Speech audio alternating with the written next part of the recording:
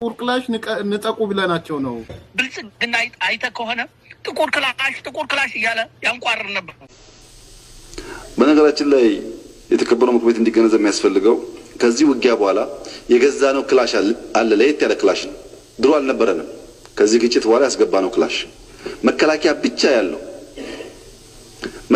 ብቻ ያለው ኢትዮጵያ ውስጥ ያልነበረ በከለሩ የሚለይ አዲስ ክላሽ አለ። ይህንን ክላሽ ሀገር እንከላከል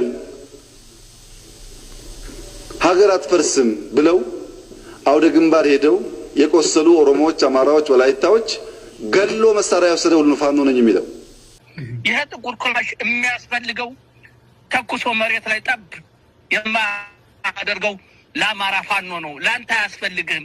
ለምርኮኛ ስነልቦና ላለው አያስፈልግም። ንጠቀው አልኩትኝ። ጦሩ ንጠቀው። ይሄን ጥቁር ክላሽ አለ ንጠቀው።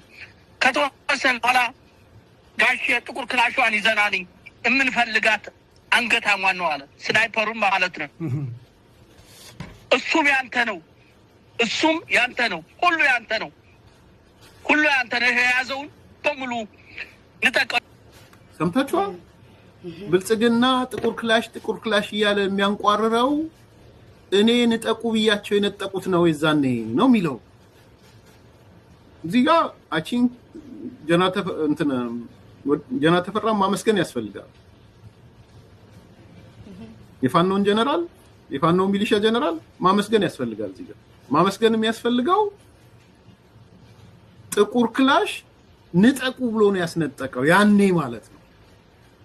ሁለት ነገር፣ አንደኛ ጠቅላይ ሚኒስትሩ ሲናገሩት አስታውሱ ከሆነ ከኛው ጋር አብረው ሆነው የኛን ሰዎች እየገደሉ ጥቁር ክላሽ እንግዲህ አብረው እየተዋጉ ወዳጅ ሆነው ማለት እሱን ያረጋገጠው